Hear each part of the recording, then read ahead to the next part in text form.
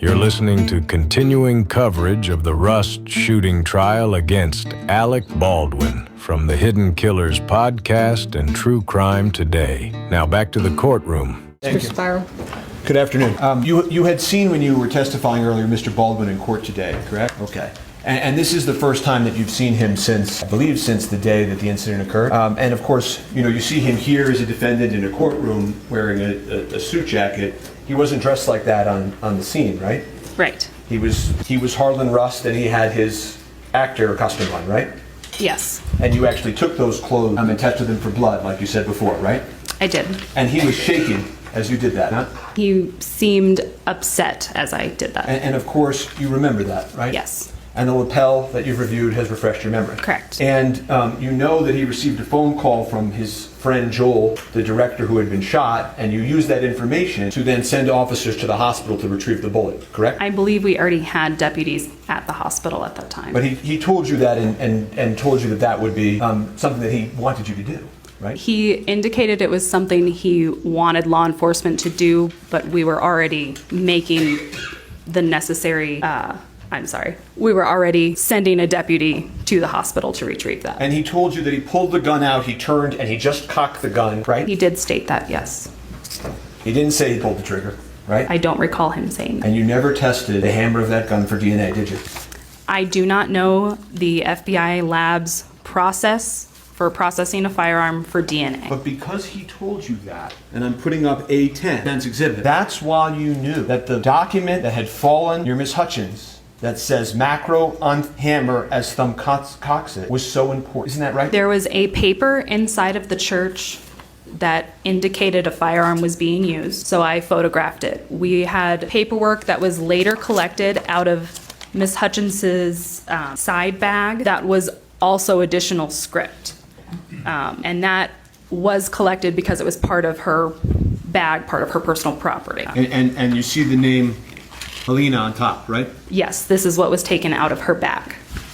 And what was at the floor, A3, Rust Cole cocked quietly now. Did I read that right? Yes. And you and your fellow officers discussed this and said, this is important. It confirms what he told us, didn't you? I believe that I stated it was important because it was a script that involved a firearm inside the church where a shooting had occurred.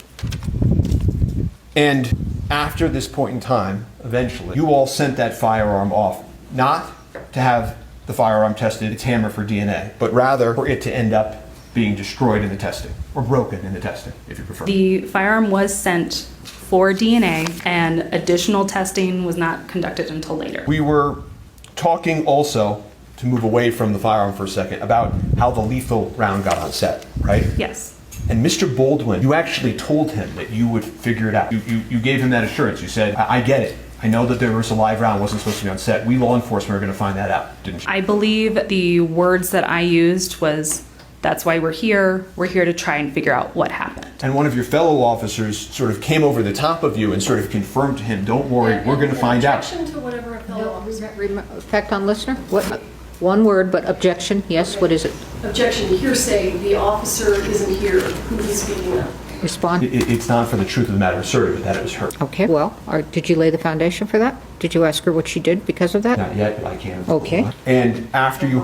If he lays that foundation for effect on listener? After what you said and what you heard from your fellow officer, it is true, as you've testified previously, that you did go out to seek the source of that lethal round, right? Please rephrase your question as to the word seek. Sure. After you said what you said and the officer said what he said, is it not the case that you made it a priority to try to find the source of the lethal ammunition, correct? Our priority was to find the facts of what had happened in this situation. And one of the steps that you took that we talked about, by searching the truck, by going to Seth Kenny, by getting a PDQ, one of the things you then did was you did seek out and try to find the source of the lethal ammunition, correct? Yes. And as you were doing that, you continued to work with Corporal Hancock, right? Yes. You would see her and the prosecutors often, right? I would see Corporal Hancock more often.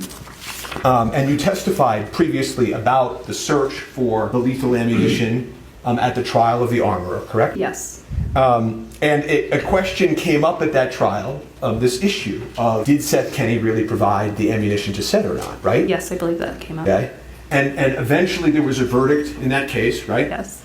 And a Good Samaritan walked into the police station and gave you the lethal ammunition, didn't they? After the Hannah Gutierrez trial, there was an individual that came to the police station and stated they had ammunition. And they turned in the ammunition. Yes. And they gave it to you, right? Yes. And they told you that this was the ammunition that ended up with Seth Kenny that killed Miss Hutchins, right? I do not recall all of their statements.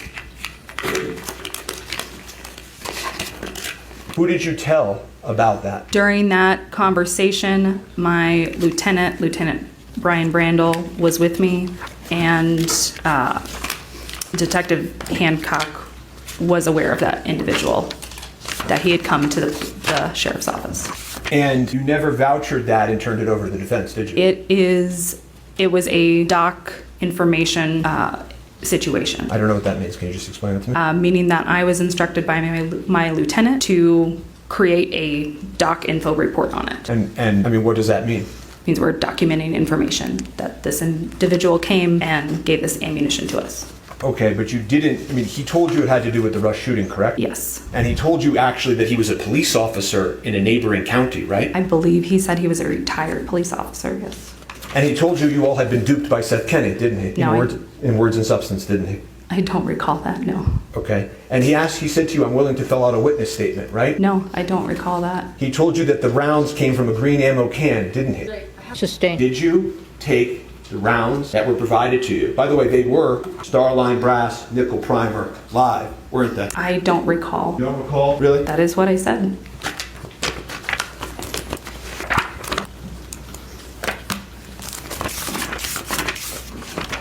Well, it's information acted upon is going to be my response. But he told you the reason that he was coming in is because he didn't trust law enforcement on this case. Well, you know what? She's going to object to hearsay, and you're going to say effect on listener? Well, you're going to have to lay your foundation better. You Yeah. are. So, let me ask this question. How come law enforcement didn't voucher this with the rest of the evidence in the Rust case? I'm not sure what you mean by the word voucher. How come you didn't inventory it and put it with all the rest of the evidence in the Rust case? I was instructed to put this in as a doc information case, which I did, and it is under that case number. You buried it? No. Your lieutenant? There is a supplemental report on it, and that was placed into evidence. Did you ever turn that over to the defense? I have not turned over anything to the defense. My information goes through the sheriff's office. Are you aware of whether the sheriff's office ever informed the defense that a Good Samaritan came in and turned in this ammunition? I do not know. When the defense came to view the Starline brass nickel primer live ammunition with you, you didn't show them this, did you? I did not have an evidence viewing with the defense. That was my coworker. Your coworker didn't show this to the defense, correct? I do not know. Do you have any reason to believe your coworker showed this to the defense, given that it wasn't put in the same inventory as the Rust case? No. Did you or anyone from the sheriff's office ever tell the armorer or her lawyers that a Good Samaritan came in after the verdict and gave you this information? I do not know. But you do agree. He did tell you that Seth said this was the evidence from the shooting, correct? I don't recall what he stated, what someone else stated. And you told him he didn't have to write a witness statement. Law enforcement was going to type up a report on it today, right? I never stated any such thing about a witness statement. He offered to provide a written witness statement so that it was clear. Did he not? I do not recall that happening. Did you give him assurances that you would type up a report on it? I don't recall providing assurances to him. Did you tell him that you would write up a report on it? I don't recall doing that either. Do you deny it? No. So when you testified earlier that you never found the ammunition that killed Miss Hutchins, that wasn't true either, was it? Can you rephrase the way you stated that? Sure. As you sit here today, having had a Good Samaritan turn in these 45 rounds into the precinct, right? If that's what you're discussing, yeah. Yeah. You don't know whether or not you have in your possession the live rounds that killed Miss Hutchins, do you? The live round that killed Miss Hutchins has been fired. Are you asking me about a connection between those live rounds and other ones? I'm asking you, as we've talked about at great length, whether or not you withdraw it. I'm asking you, isn't it the case that law enforcement likely has the matching round of the ammunition that killed Ms. Hutchins? I do not know. And you do not know because you made a doc report about this and did not put it with the rest of the rust evidence, correct? Those rounds were not placed with the rest of the rust evidence, correct? Nor were they sent to the FBI for tests with the rust evidence, were they? No, they were not.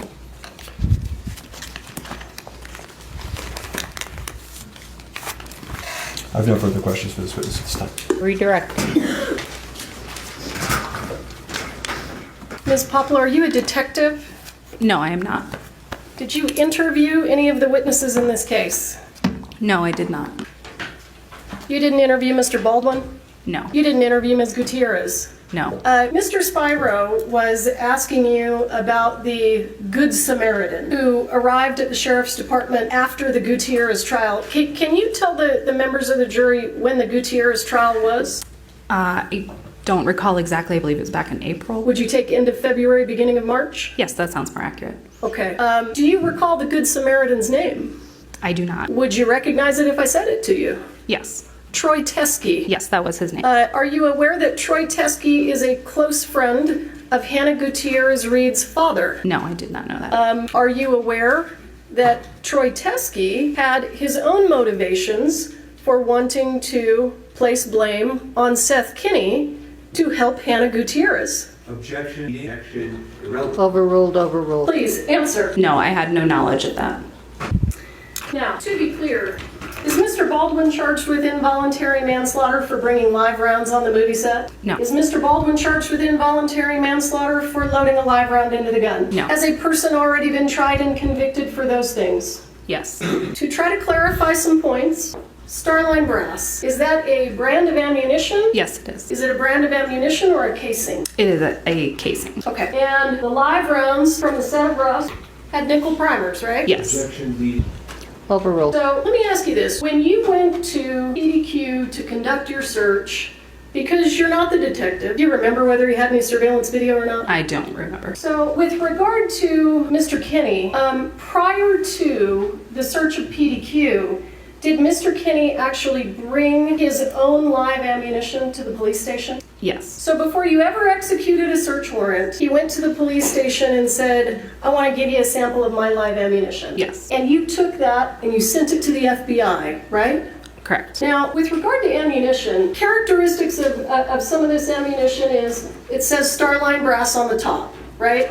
And when I say it says Starline Brass, describe to the jurors what the emblem is that we see. It is a star, an arching line, and then another star. The live ammunition that was taken from, was it all Starline Brass? No. Was it all nickel primers?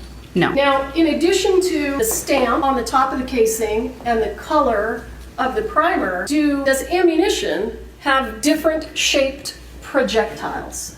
Yes. And when we're talking about the projectile, we're talking about, what are we talking about? We're talking about the nose of the bullet, so what actually gets projected out the barrel of the gun. I'm showing you what's been previously admitted. It's State's Exhibit 26. Remind us, which are the live rounds? The suspected live rounds. Sorry, we'll get there. The ones to the right, And what are the ones on the left? they are dummy rounds. Is there a different shape to the tip of the projectile? Yes. Tell us what the difference is. So the live rounds, have a flattened surface to them, whereas our dummy rounds come to a further point. I was trying to draw a line, almost like a curvature to a better point. At my request, prior to the Gutierrez trial, did you take out a ruler and measure those?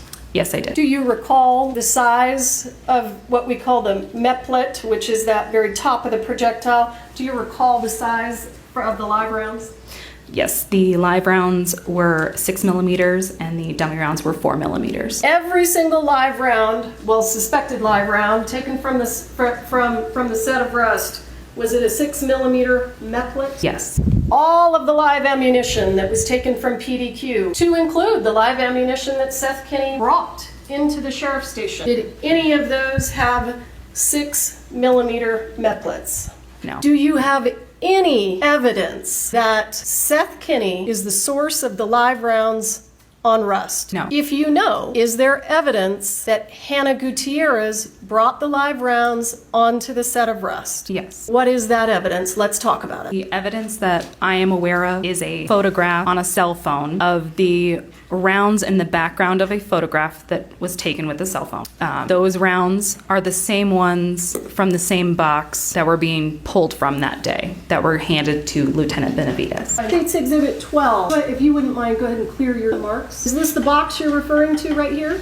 Yes. Is it your understanding that Hannah Gutierrez admitted to bringing that box on the set? Yes. And is it your understanding that Hannah Gutierrez actually provided evidence to the Sheriff's Department that she was provided that box by her father? Yes. And the Good Samaritan who came in with the live rounds and was telling you Seth Kinney's the bad guy, that happened how long after the incident? That happened well after the incident in after February, so March of this year. So Ms. Hutchins died in what year? In October of 2021. And Mr. Teskey, Hannah Gutierrez's father's good friend, the Good Samaritan, he decided to bring this ammunition in after her conviction? Objection. Is that right? Objection. Assumes facts, not evidence. Misleading. Overruled, unless you want to come up and tell me. Yes, I do. All right, come on up. Back the last question, please. Mr. Teskey, Hannah Gutierrez's father's good friend, decided to bring this ammunition in after, is that right? Go ahead and answer. Yes. In your experience, if Seth Kinney wanted to hide the fact that he had live ammunition at PDQ, he had plenty of time to get rid of it, right? Yeah. And you found some there, right? Yeah. And the photograph, well, was all of the live ammunition in the same place? Yes. Where was it found? It was in a box on the bottom of a stack labeled as live ammo. And for completeness, was there live ammunition found in another room away from this box? I don't believe so, no. Okay. Did you find any ammunition that was not .45 caliber anywhere else at PDQ? I believe there were 2 boxes of marked 38 caliber ammunition that were in another room. Did Mr. Kinney tell you that his personal firearm's a .38? No, I did not know that. Okay. I'm going to show you what has been previously admitted as defendant's A23. Is this, so when we're talking about .45 caliber ammunition, well, let's back up. Is that the only caliber of live ammunition or suspected live ammunition found on the set of Rust? Yes. A23. So if you find 38 live ammunition, is that important to you? No. Because 38 is not 45, right? Correct. So the .45 caliber ammunition that you found at PDQ, is this where you found it? Yes. Any mistaking that would be live ammunition? No. Why? It was clearly marked as live ammunition in that box. And let me ask you, Ms. Popple, the ammunition that the Good Samaritan, Mr. Teskey, the close friend of Hannah Gutierrez's dad, when that ammunition that he brought to you after her conviction, you still have it? Yeah. You can bring it in here and you can show it to the jury, right? Yeah. And they can see for themselves that it does not match the live ammunition from the set of Rust, correct? Yeah. And that is obvious just when you look at it, is it not? Yeah. Do you know how many boxes of dummy ammunition were provided to the set of Rust by Seth Kinney? If I recall correctly, just one. Do you know how many boxes of dummy ammunition were provided to the set by Hannah Gutierrez? No. Okay, fair enough. Now, you were asked some questions on cross-examination, and I think they were related to... you were asked some questions about the live ammunition in the other actor's gun belt. You remember those questions on cross? And I think the actor was Jensen Ackles. Correct. Do you know whether or not Jensen Ackles checked his firearm on the set of the movie? No. Whether he did his own safety checks? Let's talk briefly about... Let me make sure I have the proper... I want to be clear, if you recall, showing you defendants A27. Where did those dummy rounds come from? These were the dummy rounds removed from the box with blue writing that stated dummy rounds. And who do you know supplied those rounds? Seth Kemp. And I think I made a mistake on direct examination. This is State's Exhibit 30. Is that what I showed you? Yes, I believe so. And so those actually didn't come out of that box, did they? Correct. Do you know where they came from? They came from a gun belt that was located inside of the prop truck. Defendants A26. Is that where they came from? Yes. Based on the dummy rounds in both of these pictures, from the box and from the gun belt, do they have distinctive characteristics? Yes. Have they been identified? Who do you know who supplied all of the dummy rounds that were in the gun belt and in the box? Yes, that was Seth Kenny. All right.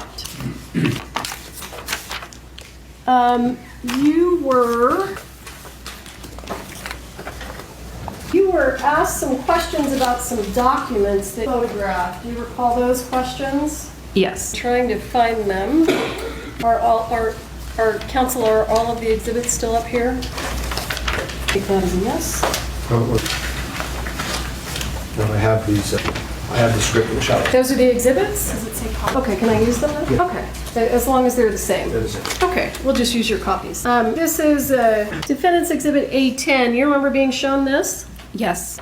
Do you have any idea when this exhibit, or I'm sorry, when scene 125 was being filmed? No, I do not. Same question for scene, is it 55 or 66? I apologize. No. 68? No. 115? No. 118? No. 121? No. 130? No. In fact, if you know, was Ms. Hutchins killed during the filming of an actual scene? No, she was She was not. Is that right? correct. Same thing here for 118 again. Ms. Hutchins wasn't killed during the filming of a scene, was she? No, she was. Do you know, if you do you know who wrote the script? No, I Do you know who the director of the movie was? I believe that was Joel Sousa. Do you know whether or not he's going to come in and testify? No, I do not. Did he testify in the Gutierrez trial? I believe he did, yes. Did you interview the person who wrote the script? No. Did you interview any of the witnesses in the room at the time of the shooting? No, I did not. So you haven't talked to a single person who could tell you whether these defense A3 and A10 are relevant at all. Is that right? Correct. You were asked by Mr. Spyro whether or not it was true that live ammunition should never be on a movie set, and you said that was correct. Do you recall that? Yes. You've never worked on a movie set before, have you? No, I've not. How do you know that? Makes sense to me. Makes common sense. But do you know? No, I do not know the rules of movie sets. You're not aware that there are safety bulletins for the use of live ammunition on movie sets? No, I did not know that. All total, including prop truck, the entire scene out there at Bonanza Creek, how many real firearms were taken into evidence? If I can look at my report, Sure. I believe 13 in total. 13 real firearms. Yes. Now, you were asked some questions about Mr. Kinney being present at the search of the prop truck. Do you recall that? Yes. Do you remember why he was present? I don't recall the details of why he was present. Do you recall how the sheriff's department got access to the safe? Yes, Seth Kenny provided us with the combination. And the firearms that you recovered, real and fake, who did they belong to? It's my understanding they belonged to Seth Kenny. Would you say that those firearms were many thousands of dollars in value? Yes. And do you know who provided the vast majority of the blank ammunition? That I do not know. Okay. Does it surprise you that the person who owns the guns had access to the safe? No. Have you ever discovered any evidence that Seth Kenny was ever physically present on the set of Rust other than the day that he helped unlock the safe for your search? No. Do you recall you were asked some questions about you had information about a green ammo can, and that was one of the reasons that you executed the search warrant. You recall those questions? Yes. Do you remember where you got the information about the green ammo can? I do not. Did you review any of the photographs from any of the cell phone extractions that were done in this case? No. Did you look at any of the text messages between the different witnesses in this case? No. Do you have any information that Hannah Gutierrez previously asked if she could have live ammunition on the movie set she was working on with Nicolas Cage? I do not have that information. Now, I understand we've got some photographs of PDQ and it looked like it was really packed full of stuff. Is that right? Yes. Now, you called it a warehouse. Can you explain to the ladies and gentlemen of the jury about how big that facility is? It's a very small facility. It has an upfront office, a hallway that leads to a bathroom and one small workshop room and then a room towards the back. Is it possible for you to estimate the square footage? No, I wouldn't be able to do that. Okay, it's a small building. Yes. Now, as a crime scene technician, are you trained to find pieces of evidence in difficult areas? Yes. Have you ever been in a person's home or apartment that kind of looked like a hoarder place? Yes. How many times do you think that's happened to you? Several dozen, Several dozen. at least, yes. And you're trained to look for evidence in that kind of an environment. Yes. Is it your understanding that Mr. Kenny's business is a prop house? Yes. Would you expect a prop house to be full of props? Yes. Was the prop house indeed full of movie props? Yes. Did anyone live there? I don't believe so, no.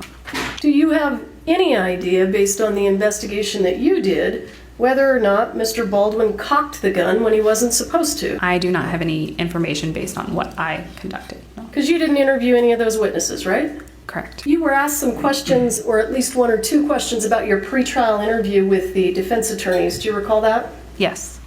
Was Mr. Spiro even present at your pretrial interview? I don't believe so, no. I'm almost done. Let me just review my notes. Okay. If you know the investigation into the source of the live rounds, did that investigation continue after the case was turned over to the district attorney's office? I do not know. As a crime scene technician, in your experience, do revolvers go off by themselves? Yeah. 701, 702. Withdrawn. Yeah, all right, thank you. That was sustained. I want to just back up real quick. You were asked a question on cross-examination about specifically information that you had prior to putting in the request for the accidental discharge testing. You recall that question? Yes. And I think you testified that you didn't recall what information you received. Is that right? Yes. And then you were provided a document to refresh your memory. Do you recall that? Yes. May I approach? Ms. Popple, have you had an opportunity to review that? Yes. How many pages is it? It is 3 pages. Does that document say anything about accidental discharge testing? Objection. That is that's a refresh of memory, so it doesn't have to. I'm sorry. I'm going to sustain his objection. Okay. But I'm going to ask this question and maybe let's see how it goes. Does it say anything about the gun being destroyed? No.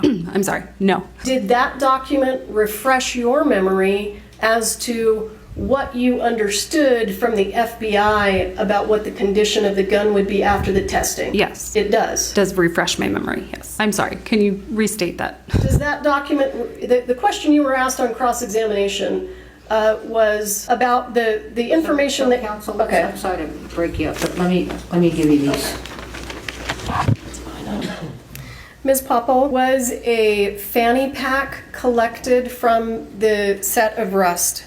Yes. Do you know who the fanny pack belonged to? Yes. Who's that? That was Hannah Gutierrez. And was any of the live ammunition found in the fanny pack? No. So after Ms. Hutchins was shot, do you know whether or not the gun was unloaded by anyone on the set? The information that was relayed to me was that the firearm was emptied by Hannah onto the cart. Does that include the spent casing? Yes.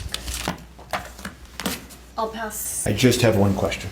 The Good Samaritan asked you in reference to the ammunition he provided. Question, and that's the one that killed Halyna. And you said yes, correct? I don't recall that. You deny it? I don't deny it. No further questions. All right, we're going to take our afternoon bathroom break. Please don't talk among yourselves or anyone else about the evidence received here in court, and let's try to get back at around 3:20. Okay, thank you. Leave your pads in your chairs.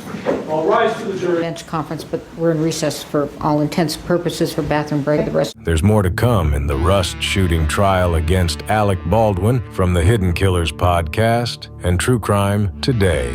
Press subscribe now.